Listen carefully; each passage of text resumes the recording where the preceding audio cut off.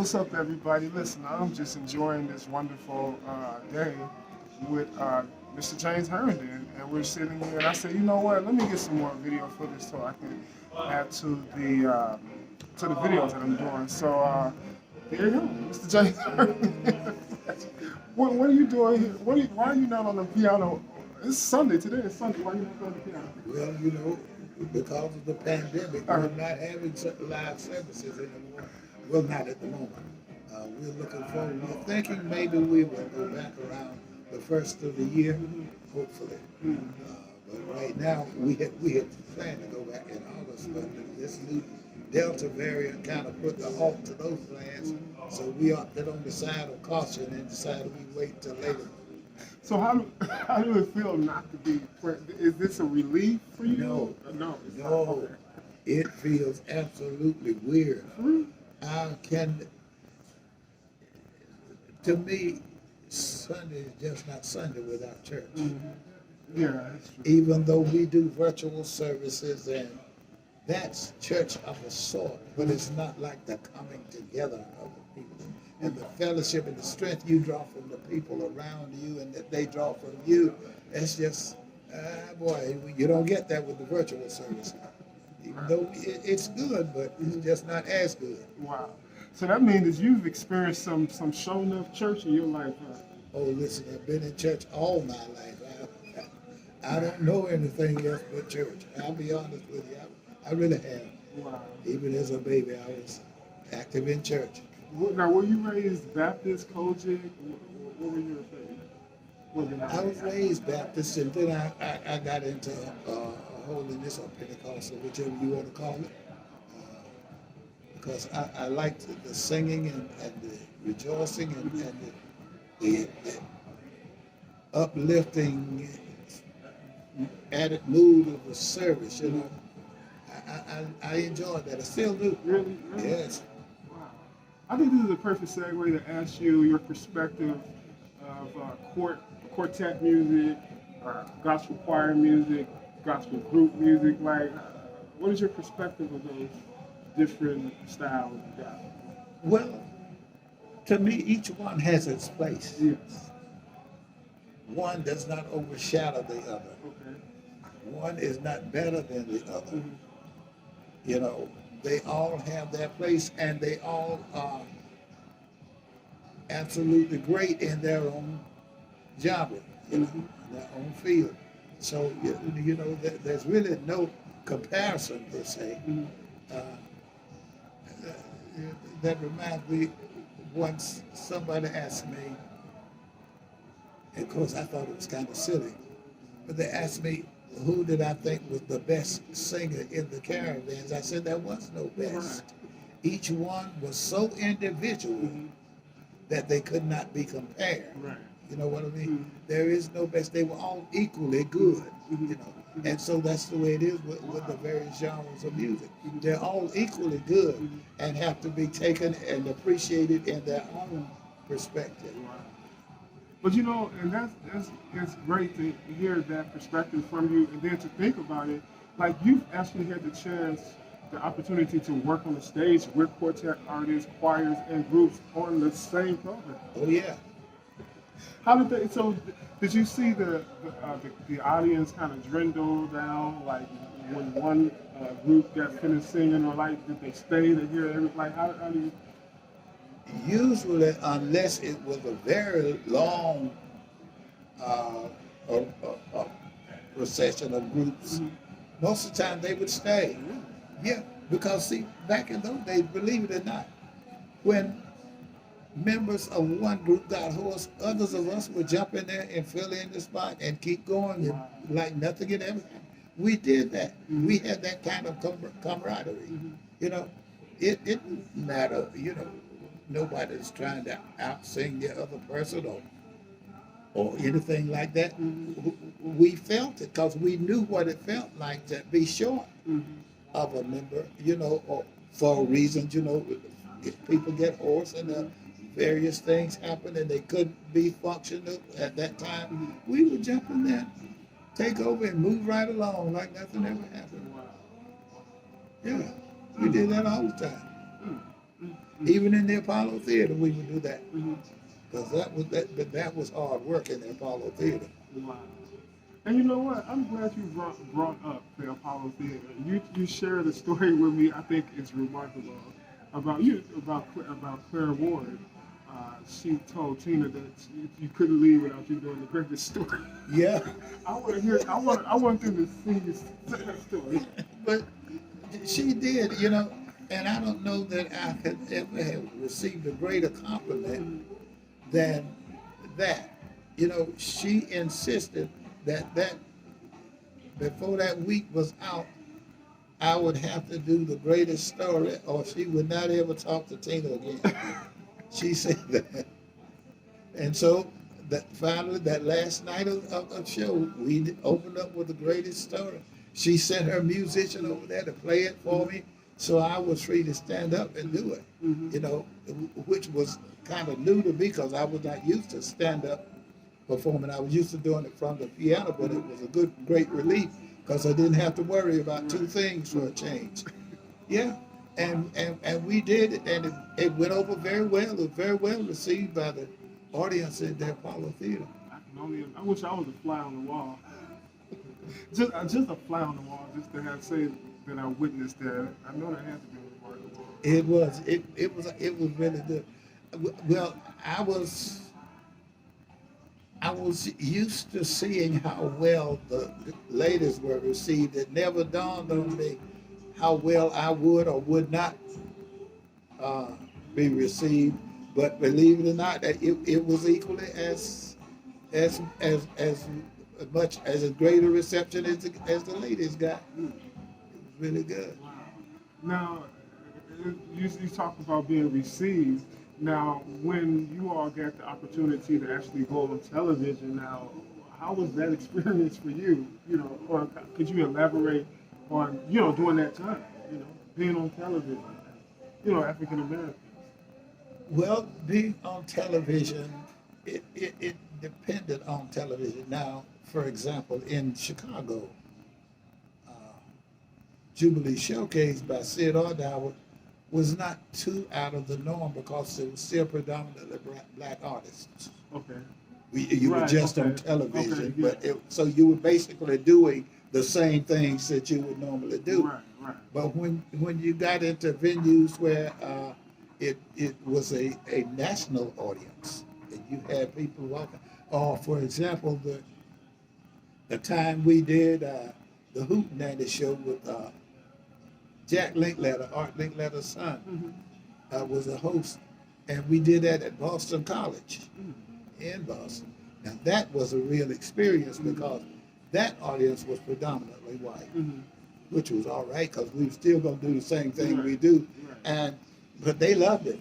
They loved it. It was just the first time we'd ever really had that kind of national exposure, I think. But it was very well received. They loved it. Wow.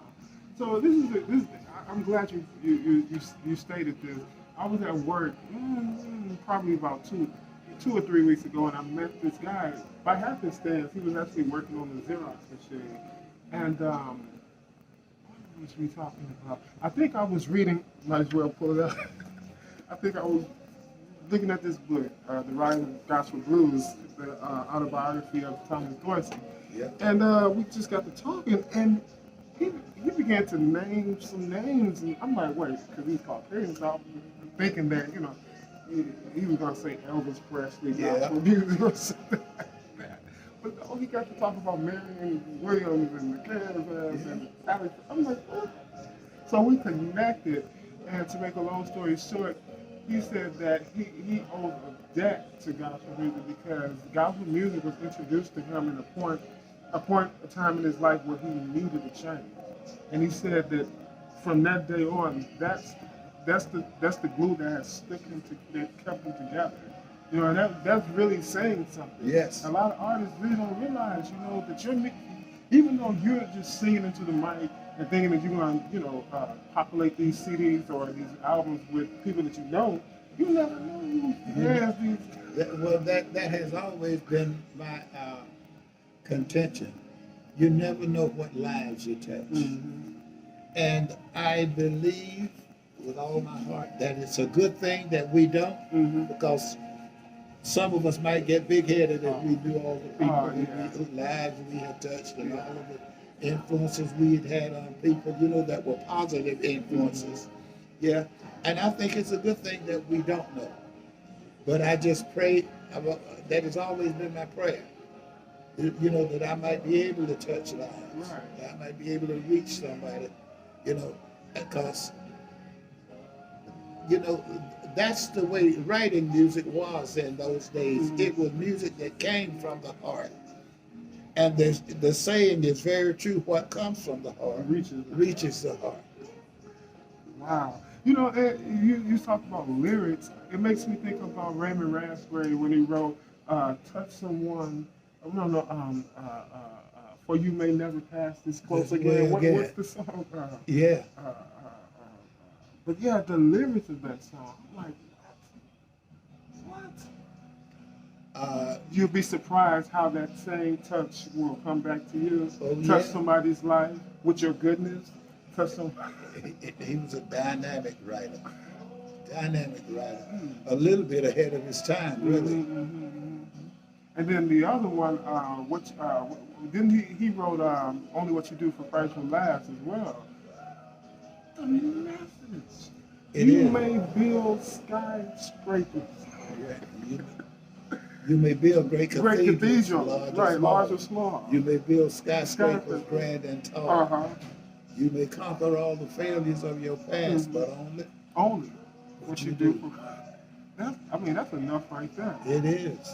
And I found some joy in some of the European hymns, like "Just As I Am." Oh yeah. Oh my God, just as I am, without a plea. Well, a lot of folk find it hard to believe, but that's the way God accepts us. A lot of people feel that, I can't. I have to be in a certain position. I have to have acquired a certain degree of goodness before God will communicate with me, and that ain't so. If you look in Scripture, He found us at our worst. Paul was not out to do any good when he ran into it. You understand what I mean? Listen, so now you talk about type of music. We always talk about your music, but your ministry, your preach word ministry, how did the Reverend James Herndon come about? Well, it all kind of went together. I always enjoyed the dual relationship of my music and my ministry. I really did, and that made it easier for me to train choirs, because even though I've never pastored a church, in many ways I have pastored a lot more people than many ministers who serve in the actual pastorate, because my choirs get preached to. You don't just come in here and sing a song. Do you know what you're singing about? Do you know what the song is saying? You give background. Huh? Oh yeah. Wow, that's interesting. Wow. So when were you ordained? I was ordained in 1958. That's before you started with the Caravans. Oh yeah. Wow. You've been preaching all your life. Just about. The unadulterated word of God, the truth. Yeah, well, like I said, it's been punctuated with my music in between and all. But even when I was in the Caravans, if they had biblical questions, they'd come to me. They had no problem with coming to me in a heartbeat. Wow. And it's good to be a leader, to be able to have that type of approach. Like, people will want to come to you. Yes, it is, yeah. You have to live your life a certain type of way for people to even want you, because like when people know you, they'll be really reluctant to bring something to you or ask you for advice. Right. So you have that speaks a lot about you. Yeah. Wow, that's amazing. And I was gonna say this, as a songwriter, a lot of times when people ask songwriters, like, how did you write this song? Well, the Lord gave it to me. I sat the piano, or there's a story attached. But then again, you have some musicians that can play, but so they never wrote a song in their entire life. Well, you have some musicians who can play, but they can't teach harmony. I've seen them, they can play, you sing a song, they play right along with you, follow along with you, learn the song and play it, but they can't teach parts. So that means it's important to stay true to your assignment. Yes. A lot of times people, they want to go this route, but God is not really calling them Right. that route. God Right. has a route for you. And that's where it works. And I think that a lot of times when we lose our focus on the purpose, we begin to, really immerse ourselves with a lot of negative thoughts. Well, I know it. Or wanting to do this, wanting to do that, never satisfied. Yeah, it's not, this is not a business you ought to be in just because you want to be in it. You should have some kind of roots. You should have something to draw on if you're going to, be in this line of work. Yes. Because there's a lot more to it than just the singing, just the performing part of it. There's a whole lot more before you get to that, And that brings us to a contemporary conversation. Like they're more lenient on the contemporary artists today. Like they have lives and yada yada. I can get you have lives, but when you're in a role where people look up to you, I just think that it's just better to like really judge. You have good judgment with your activity because you can cause someone to stumble when you're on this platform, and a lot of people, they don't look at it like that. Well, that's a passage of scripture that has always scared me to death. Woe to the shepherd that scatters the sheep. That's something. Wow, that's the last thing I ever want to do. Wow. And you've met many of pastors along your life. Oh Lord. What are some of the most memorable pastors that you met on the gospel highway? Probably, those that people know, probably C.L. Frank, Jasper Williams from Atlanta, of course, Martin Luther King. You met He goes without, that goes without saying, There was just an authority in his speaking that you just don't find in many people. You listen to what he says, it's so authoritative, it captures your attention. And you can hardly get away from it when he's speaking, he captivates you, and that's a good thing. And I've known some Charles Adams from Detroit, dynamite preacher, dynamic preacher. But I've run into a few. Did you ever meet the one that did Watch Those Dogs? What is it, Smith? No, I never met him personally. Okay. No, I never watched those dogs. But I did. I did know. Yeah, and I did know Floyd McKissick. Oh, okay. Not Floyd McKissick. McKissick from Florida. Rudolph. Oh, Rudolph McKissick. Okay. Yeah. Okay. Wow. No, we have a state representative from Durham named Floyd McKissick, and I was getting the two confused because McKissick is such an unusual name to me. I didn't know a whole lot of people. As a matter of fact, I've only known Narcellus McKissick, who sang with the Martin Singers, and Rudolph McKissick, the minister, and Floyd McKissick from Durham. Those are all that I know. Oh, wow. It's just like, it's amazing. I'm sitting here with a wealth of knowledge right here. I mean, you've experienced so much, I wish I could just do some type of intellect transplant or, a Xerox type thing. Kind of take some of your memory to like experience or see it through my own eyes, It's been a great life, I tell you that. I've enjoyed it every bit. You know, let me ask you this, because a lot of times, like when we talk about gospel music, especially in the 50s or the 60s, a lot we really talk about the songs, the music delivery, and things of that sort. But like you all were right in the prime of the civil rights movement, so like, uh, who were some of the figures that you probably looked up to and got a chance to actually sing for or work with?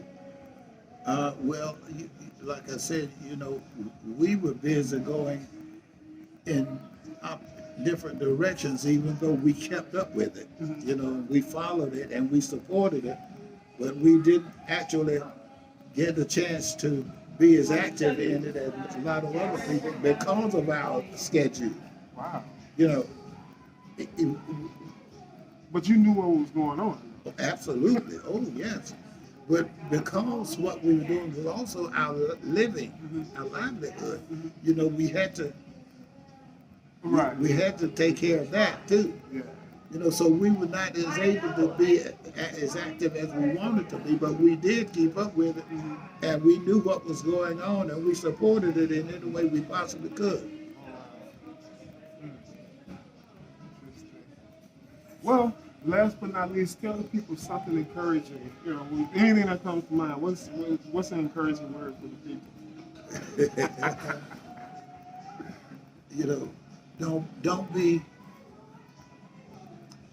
Don't be discouraged or disillusioned by the fact that by the